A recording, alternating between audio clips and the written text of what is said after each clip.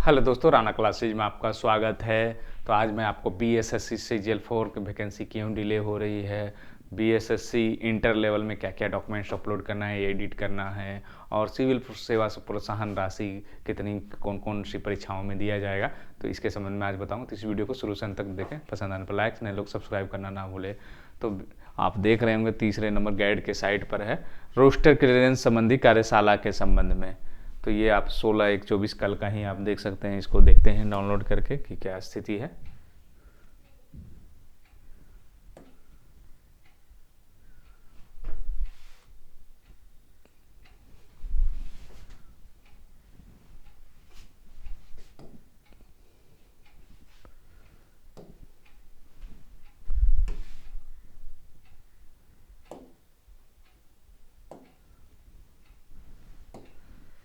तो इसको देखते हैं कि इससे क्या संबंध है आपको बीएसएससी सीजीएल के लिए।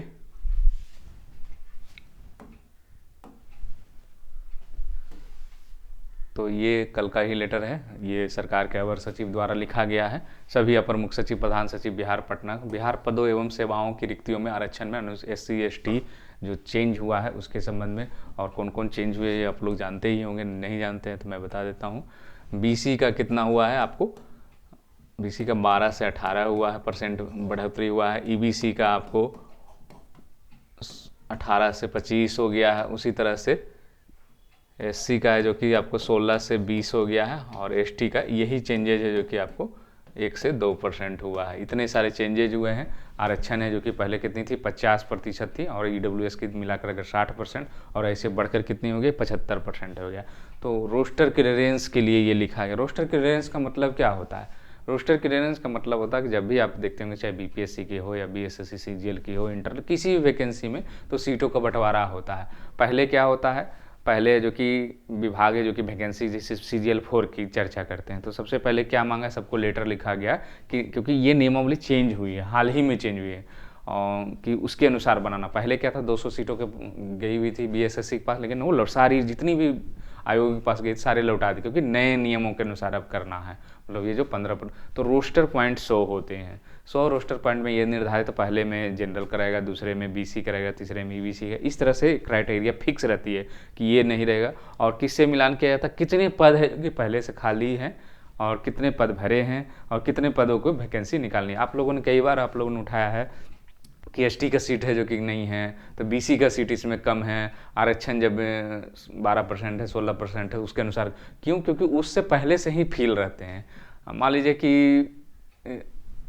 ये इसको देना, जनरल को देना है 50%, और वो वहाँ पर ऑलरेडी पहले से ही है जो कि 65% कार्य कर रहे हैं, तो वहाँ पर क्या होगा कि वो 35% ही वैकेंसी है। इसीलिए कभी कभी आपको कम और कभी कभी ज़्यादा दिखाई देता। तो ये रोस्टर क्लियरेंस ही होता है। और ये कब है, इसकी कार्यशाला है। कार्यशाला मतलब यहाँ पर प्रशिक्षण दिया जाएगा कि आपको किस तरह से इसको रोस्टर पॉइंट निर्धारित करना है। तब है जो कि ये बटेगी कि ये इतनी सीटें, जैसे BSSC CGL 4 में 800 से कितनी आनी है, तो 800 से 1000 पदें जोड़नी है। तो ये अब निकाल, पहले लोग कितने लोग काम कर रहे हैं, ये ASO की सिर्फ, बाकी और पदों के लिए भी निकलेगी, लेकिन ASO की है जो कि निकलेगी। तो इसमें जो है आपको 800 से 1000 में देखा जाएगा कि जो ASO की है कि BC की कितने हैं, EBC। इसी के लिए मीटिंग है। कब मीटिंग है तो उसको भी देख लेते हैं। तो ये मीटिंग है जो कि 22 और 23 को है, मुख्य सचिवालय परिसर में है। और इसमें किनको किनको आना है, अपने विभाग के नोडल पदाधिकारी, वरीय पदाधिकारी, एक स्थापना जानकार कर्मी इस कार्यशाला में भाग लेने की कृपा किया गया है। तो मतलब अगर ये लोगों को रोस्टर समझ में आ जाएगी तो क्या होगी, जो कन्फ्यूजन्स हो रहे हैं कि किन की कितनी सीटें, तो ये जल्द से। तो अब क्या वैकेंसी क्या है, इलेक्शन बाद नहीं, फरवरी में भी अभी भी उम्मीद इसीलिए किया जा रहा है कि जल्दी से जल्दी जो कि वैकेंसी है जो कि निकाला जाए। तो फरवरी में आप उम्मीद रख सकते हैं कि आपको 800 से 1000। और आप तैयारी जो है जून जुलाई को अगर वैकेंसी पहले, तो अभी से मानकर उसका तैयारी करें BSSC CGL 4 की। वो है क्योंकि आपको BPSC से बहाली अभी नहीं आनी है, क्योंकि उसमें अभी एक्ट में संशोधन हो, बहुत समय लगेगा। उसमें भी सरकार मानेगी नहीं मानेगी, बहुत सारे उसमें देरी है। तो ये जो है मेन कारण आपको देरी होने का। अब क्योंकि अब मैंने बताया था कि जैसे BSSC CGL 3 का सारी प्रक्रियाएं लगभग हो गई है, अब तो सिर्फ नियुक्ति पत्र वितरण और डिपार्टमेंट बांटा जाएगा। तो उसको देखते हुए जो अब जो है इसका कार्य है जो कि शुरू किया जाएगा। तो इसीलिए जो कि ये शुरू हो गया है, अब बहाली है जो कि अब जब उसके बाद क्या होगा, जहाँ जहाँ कन्फ्यूजन्स है जो जो विभाग में आई है, सारे विभागों को लिखा गया, वो क्या करेंगे, सामान्य प्रशासन विभाग को देंगे कि मेरी इतनी सीटें हैं, चाहे किसी भी उद्योग विस्तार पदाधिकारी की जितने पद खाली हो, क्योंकि प्रमोशंस भी हुए हैं। तो ये जो है भेजेगा। उसके बाद है जो कि जाएगी बिहार कर्मचारी आयोग है जो कि फिर बहाली जारी। तो इसका मेन कारण यही है, रोस्टर क्लियरेंस का ही कारण देरी हो रहा है। उम्मीद करते हैं कि फरवरी में आ जाए सारी चीज़ क्लियर होकर। अब बात करते हैं इंटर लेवल की।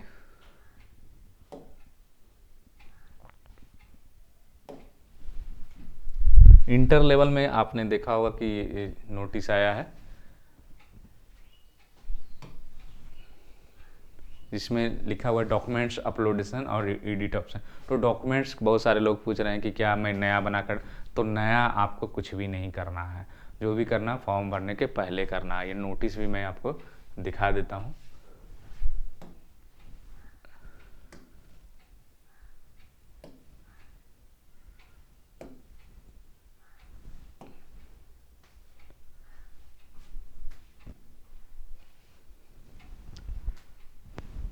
फिर से दिखा देता हूँ, यहाँ पर दिया हुआ है आवेदन में त्रुटियों के आलोक में करना है, और ऑनलाइन आवेदन में समर्पित करने वाले सभी अभ्यर्थियों से आरक्षण, शैक्षणिक, तकनीकी, वांछनीय योग्यता तथा अन्य सभी प्रमाण पत्र की मूल प्रति की स्कैन कॉपी PDF के रूप में आयोग के वेबसाइट पर प्राप्त किया जाना। ये काम कब होता था, काउंसिलिंग में होती थी, लेकिन अब क्या हो रही है, अभी ही मांगा जा रहा है कि सारे चीज़ों का है जो कि मांगा जा रहा है कि आप दे दीजिए। और जो गलतियाँ, क्योंकि आप जैसे ही डॉक्यूमेंट्स मान लीजिए कि आपके डेट ऑफ बर्थ है तो डॉक्यूमेंट्स में तो ऑलरेडी हैं, तो उससे ये वो सुधार हो जाएगा। इसीलिए 1 महीने का समय दिया गया है एक तरह से। इसलिए बहुत सारे लोग कह सकते हैं कि ये तो 1 सप्ताह में भी हो सकता, नहीं, क्योंकि ये सारे चीज़ है जो कि डालने में बहुत सारी, क्योंकि उस समय इतनी तो ऐसा नहीं कि दोबारा जो लोग डालेंगे वो 100, लेकिन उम्मीद करते हैं कि सारे लोग सही डालेंगे। जो प्रॉब्लम कल लिंक आएगी तो और भी क्लियर हो जाएगा। और जो भी गलतियाँ हुई है, चाहे BC EBC हो गया हो, या विषय में नंबर भरने में गलतियां हो गया हो, या आपके नाम फादर नेम में गलत हो गया हो, मेल फीमेल में गलत, तो ये सब है जो कि आप सुधार सकते हैं। और कल है जो कि ये कल से लिंक है जो कि आ जाएगा वेबसाइट पर।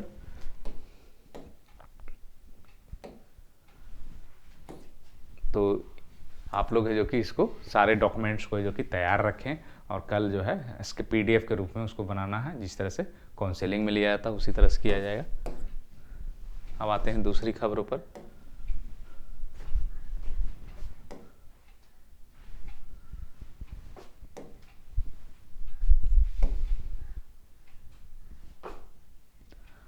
और सरकार ने क्या किया है कि प्रोत्साहन जो राशि पहले क्या होता था, UPSC BPSC पास करते थे तभी मिलेगा, लेकिन अब जो है इसको बढ़ाया गया है। और आप लोग सोच रहे होंगे कि जो जॉब में है, जॉब वाले को नहीं मिलती। सबसे पहले कंडीशन वही रहता है कि किसी भी ये में नियोजित नहीं है। तो किसके लिए क्या क्या किया गया है, तो मुख्यमंत्री अंतर्गत पिछड़ा वर्ग सिविल सेवा प्रोत्साहन योजना के तहत छात्राओं को सिविल सेवा में अलावा UPSC की अन्य परीक्षाओं, अन्य राज्य सरकार की सिविल परीक्षा, बिहार न्यायिक सेवा की प्रारंभिक परीक्षा, बैंक, रेलवे, केंद्रीय कर्मचारी चयन आयोग की परीक्षाओं के लिए भी सहायता दी जाएगी। और किसके किसके लिए कितनी दी जाएगी, तो ये दिया हुआ है। तो UPSC के लिए अब पहले कितनी थी, 50,000, अब कितनी हो गई है, 75,000 हो गई है। इतर अब क्या है, PT से इतर अब जो है भारतीय अभियंत्रण सेवा, भारतीय आर्थिक सेवा, भारतीय भूसांख्यिक, ये सब भी जोड़ा गया। वैज्ञानिक परीक्षा 75,000 रुपये हो गया है। पहले सिर्फ सिविल सर्विसेज की PT में दिया जाता था और एक ही बार मिलता है, कुछ टर्म एंड कंडीशन है। उसके बाद संयुक्त रक्षा सेवा, केंद्रीय ब्यूरो, केंद्रीय सशस्त्र पुलिस बल, राष्ट्रीय रक्षा अकादमी, नौसेना अकादमी प्रथम चरण की पर जो परीक्षा होगी उसमें 50,000 रुपये इसमें मिलेंगे। बिहार न्यायिक सेवा की प्रारंभिक परीक्षा जैसे जुडिशियल की जो होती है उसमें अगर पास करते हैं तो आपको 50,000 रुपया मिलेगा। अन्य राज्य की आयोजित सिविल परीक्षा भी अगर आप पास करते हैं, पहले क्या था सिर्फ बिहार वाले पास करेंगे तभी, लेकिन अब क्या है कि आपको JPSC MPPSC भी आप PT पास करते हैं और योग्य हैं तो आपको मिलेगा, लेकिन इस क्राइटेरिया के अंदर में अत्यंत पिछड़ा वर्ग में ही दिया गया। उसी तरह से है जो कि भारतीय रिजर्व बैंक के ग्रेड 3 PT, भारतीय स्टेट बैंक अनुसूचित बैंक PO का PT भी निकालते हैं, LIC का प्रशासनिक अधिकारी तो 30,000 रुपया दिएगा।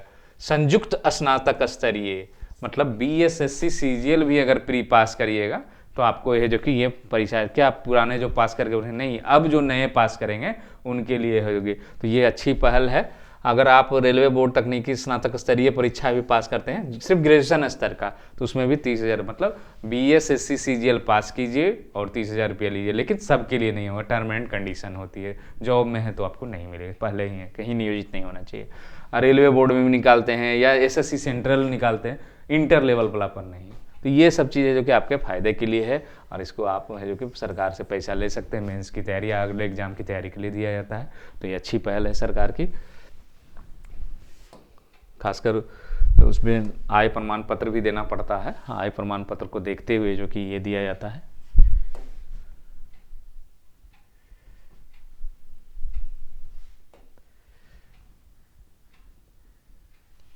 उसके बाद आते हैं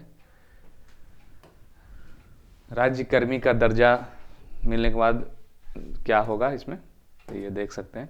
तो राज्य कर्मी के दर्जा से पहले विसंगति करने के कारण तो उलझ जाएगा मामला। तो 35,000 नियोजित विसंगति शिकार हैं, प्रारंभिक माध्यमिक उच्च माध्यमिक शिक्षक शामिल हैं। वेतन विसंगति दूर करने पहले शिक्षा विभाग ने कमेटी बनाई, लेकिन उस कमेटी के अमल अभी नहीं हुआ। सक्षमता पास करने के बाद 3.5 लाख नियोजित शिक्षकों को राज्यकर्मी देने जा रही है सरकार।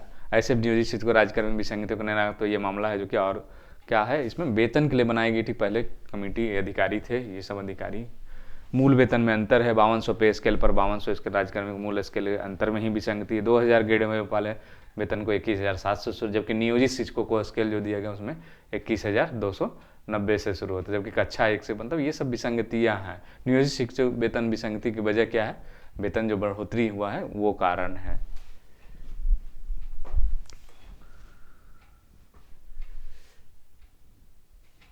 अब आते हैं JPSC की चर्चा, ये लास्ट चर्चा है।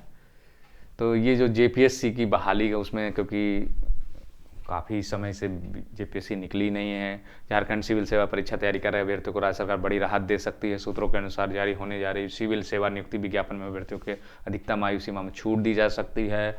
बीते दिनों कैबिनेट में स्वीकृति मिली थी, इसमें स्पष्ट किया गया था कि 21 वर्ष और 1 अगस्त को अधिकतम 35 वर्ष होना चाहिए। पिछली बार JPSC की ओर से 17, 18, 19, 20 की परीक्षा आयोजित की गई थी, तब JPSC ने अधिकतम आयु सीमा 2016 रखी थी। तब इस बात की आशंका यदि 24 में आने वाले विज्ञापन से परीक्षा ली जाती है तो 20 से 23 के बीच तक लाखों अभ्यर्थी वंचित रह जाएंगे। सूत्रों के अनुसार 20-21 पर है जो कि सहमति पर विचार करें, मतलब मिनिमम एज जो है 1/8/2020 भी रखा सकता है या 1/8/2021 भी रखा सकता है। और जनरल की एज 35 वर्ष है, फिर उसके बाद आरक्षण वाइज है जो कि आयु सीमा में सुधार है। तो इन्हीं अपडेट के साथ धन्यवाद।